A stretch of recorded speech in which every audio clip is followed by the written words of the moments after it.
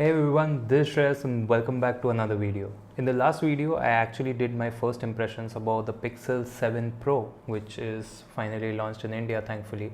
If you haven't watched that video, please do check it out over here. Also, I have the Pixel 6 Pro with me, which gives us the best opportunity to compare the Pixel 6 Pro with its newer version, which is the Pixel 7 Pro. There are two major questions that you need to decide on while buying either of these phones, or deciding whether you should upgrade this year or not if you already have the Pixel 6 Pro. I will be breaking down obviously all the parameters as you can see in the chapters down below, so you can follow those if certain parameters matter to you the most. But as a thumb rule, I still think that Pixel 6 Pro users should not really ideally upgrade to the 7 Pro, but in a lot of countries you have a lot of good attractive trade-in offers and other offers as well and promotions going on, so definitely you could be looking out for it if it makes sense for you. What are the parameters which could help you upgrade to the Pixel 7 Pro is what this video will help you know as well. And if you're completely new in the market and are finding promotions on the Pixel 6 Pro versus the actual price which is going on for the Pixel 7 Pro, this should help you as well. And if you like these particular type of videos, make sure to leave a like, subscribe to the channel, because the full review of the Pixel 7 Pro will be coming soon on the channel as well. With that said, this is Shreyas and let's check these out.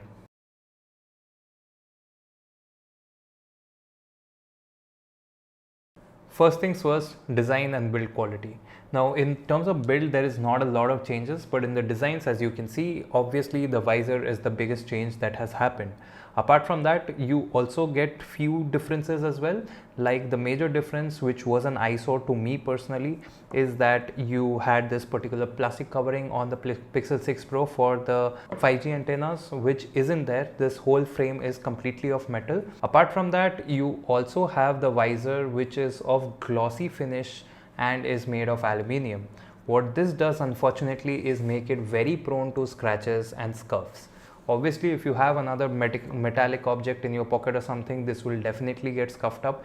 Even if you put it on hard surfaces, there are chances that you will have scratches as well.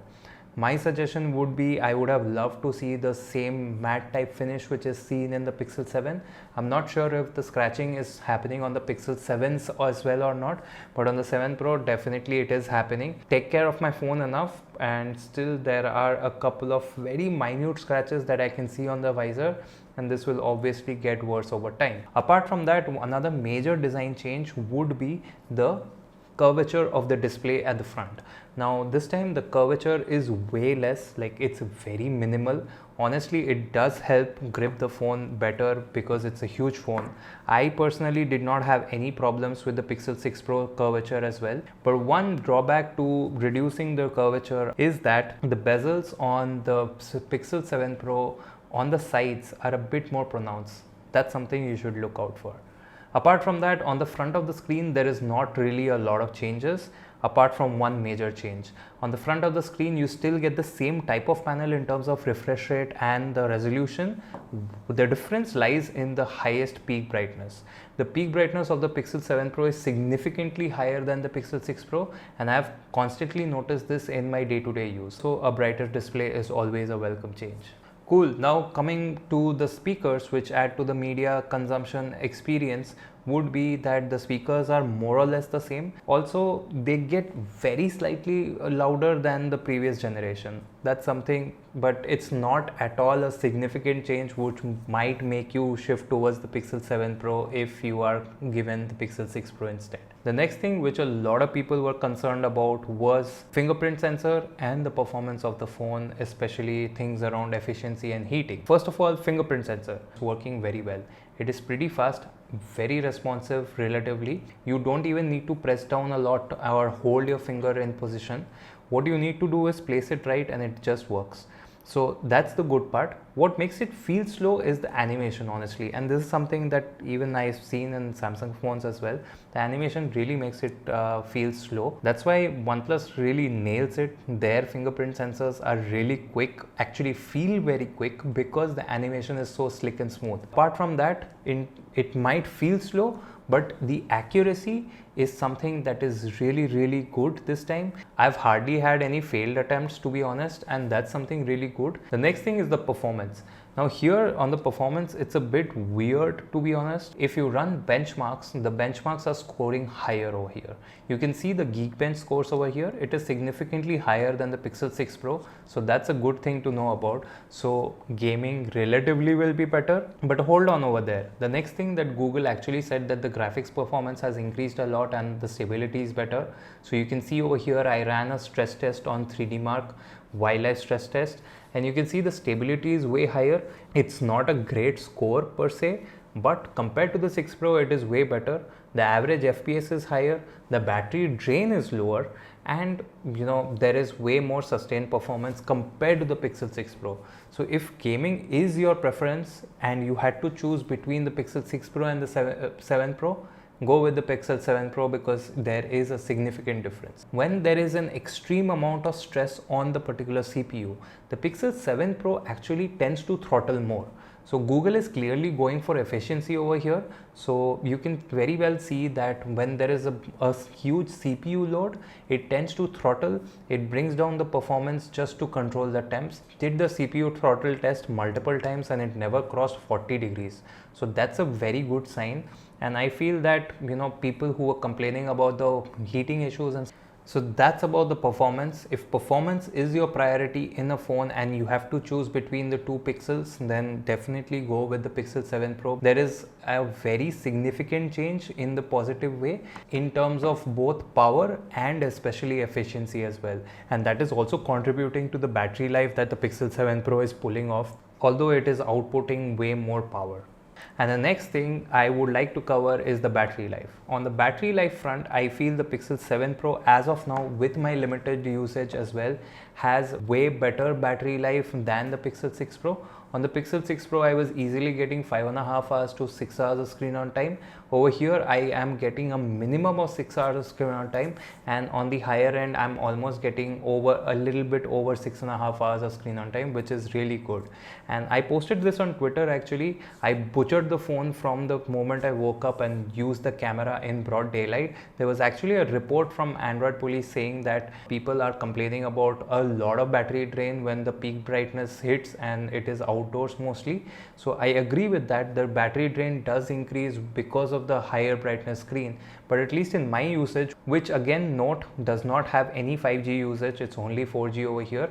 I used it with 4G using the camera in bright daylight under the sun with full brightness, and after 3 hours of use and a lot of other social media apps uploading and stuff, editing on the phone, etc., I lost around 50% and got around 3 hours of screen on time in that particular stretch. I really wasn't unsatisfied with the Pixel 6 Pro battery life. It was good enough for me given my usage, and it does not involve any gaming. The area where it does not change at all from the Pixel 6 Pro is going to be the charging speeds. Unfortunately, the charging speeds are still remaining the same. One more small thing, the haptics on both the phones are A+.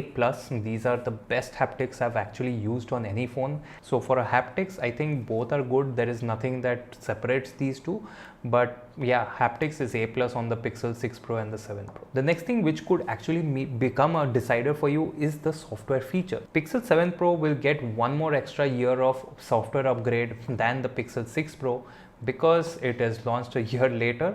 Although unfortunately still Google is just gonna give 3 years of platform upgrades and 5 years of security updates. It's still not matching up to Samsung, unfortunately. When it does the updates, actually the pixels stay updated.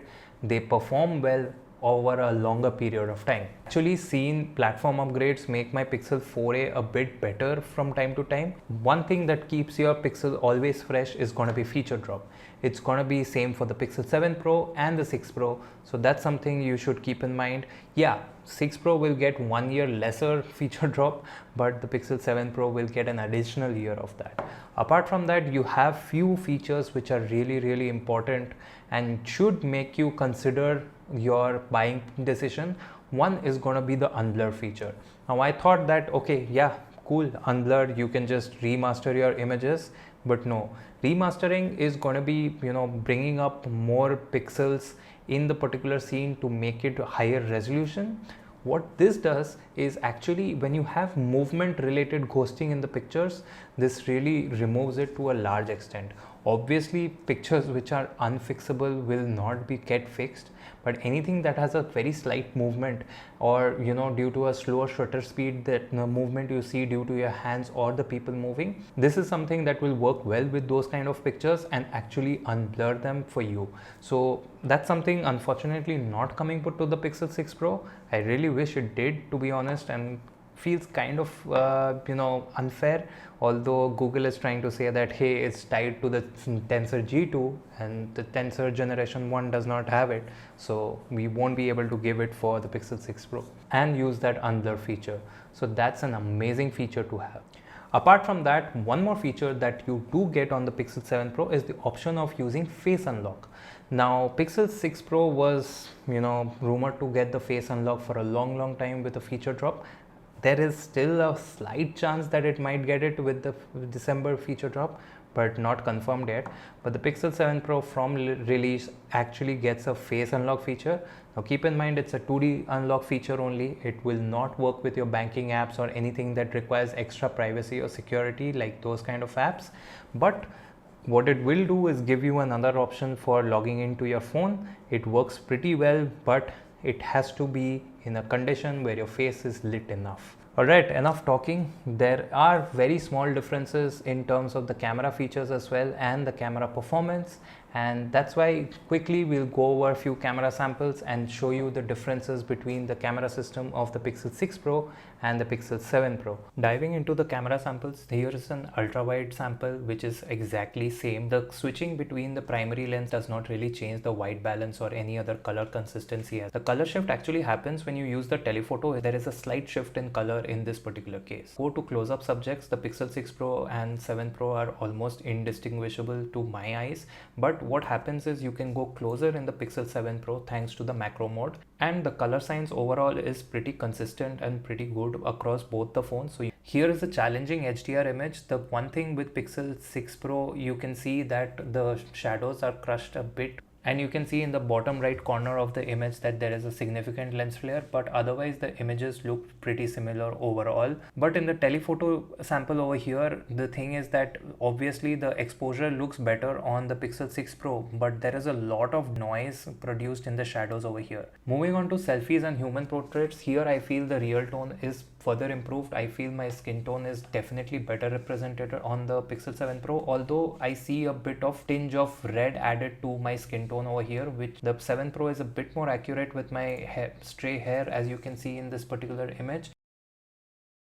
So here's a 4K 30 FPS footage from the ultra wide camera. You can see the field of view is again way wider on the 7 Pro over here. Let's punch into the 1x and then start walking again. Alright, so stabilization looks good on both of them. You can see there's a lot of harsh sunlight. There you go. So of course in HDR it looks a bit better on the 7 Pro, but it isn't so in this footage.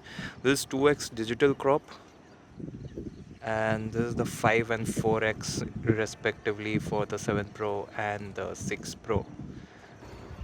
For some reason the 5x looks significantly sharper on the 7 Pro than the 4x on the 6 Pro.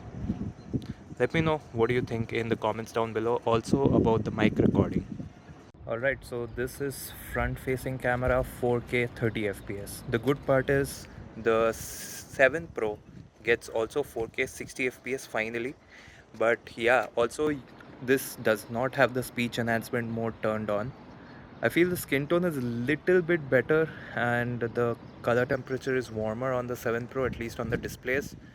Here is right against the sun and you can judge the dynamic range of these both phones. Let me just position it similarly. Yeah. Moving on to nighttime images, again, the significantly wider field of view really helps in capturing a lot more details. 7 Pro sample over here is better exposed according to me. The skin tone is way more natural, what I was seeing with my own eyes over here. Also, the background blur is way more natural and does a pretty good job over here. Telephoto samples in the night, there is not a lot of difference honestly. In this particular sample, you can see that the ultra wide is again significantly wider on the 7 Pro, which helps it gather a lot more, and in the primary image there is hardly any difference. So this is 4K 30 FPS footage from the front facing camera of the Pixel 7 Pro. What you do get extra in this particular camera system is a lot of small software tweaks that have been made in the camera app itself. You do get more modes like the macro mode as shown in the sample, and also cinematic mode, which you check it out in the link over here where there is a shot probably which you can see as a sample. Also, what you do get is a different UI for zooming in and zooming out. You have to drag it the other way to zoom in more, and you get subtle haptic feedback, which is really good to help you understand that this is a significant and good zoom range for your good representation of picture. You also get a indicator for the resolution at which you're recording your video at the top left corner, which wasn't there before and used to cause a problem before. Also, you can disable auto macro mode, because if you go in close to the subject, you will get a pop-up saying that hey, you can change to macro mode, tapping on which you will enable macro mode manually. But there is no macro mode toggle explicitly where you can just go in, or actually in my experience the auto macro mode works well, but I can completely understand that a lot of people would want the manual control there, and you do have facility for that as well. Not to mention the addition of 10-bit HDR, which wasn't there before, and it really enhances the video quality I can see on my device and compatible devices like my TV. Apart from that, I've been posting a lot of content on my social media as well, so make sure you follow me on my social media and look at all the ad hoc updates I give about the Pixel 7 Pro, or even in comparison with the Pixel 6 Pro. Few are things that I experience on a day-to-day and share my thoughts around it. Few are around camera samples and video samples as well, although unfortunately Twitter and Instagram will really compress the hell out of your pictures and not really make it usable a lot. But I will be uploading a few drive links as well for you to check out a few footages or pictures. My conclusion is gonna be that hey, if you can get the Pixel 7 Pro, please go for it, especially for the software features and few camera tricks as well. But otherwise, I still feel the Pixel 6 Pro is a solid phone. They have really improved it over time, but it did not really have a good start in the market. Unlike the Pixel 7 Pro, which is actually going out with guns blazing right out of the box, and it's performing really well overall, at least for me in my experience. The rest I'm going to share in my full review, so make sure you subscribe to the channel and turn on notifications so that you don't miss out when I put out that particular video. If you like this video, again drop a like, I would really appreciate it. Thank you for watching, and I'll catch you in the next video.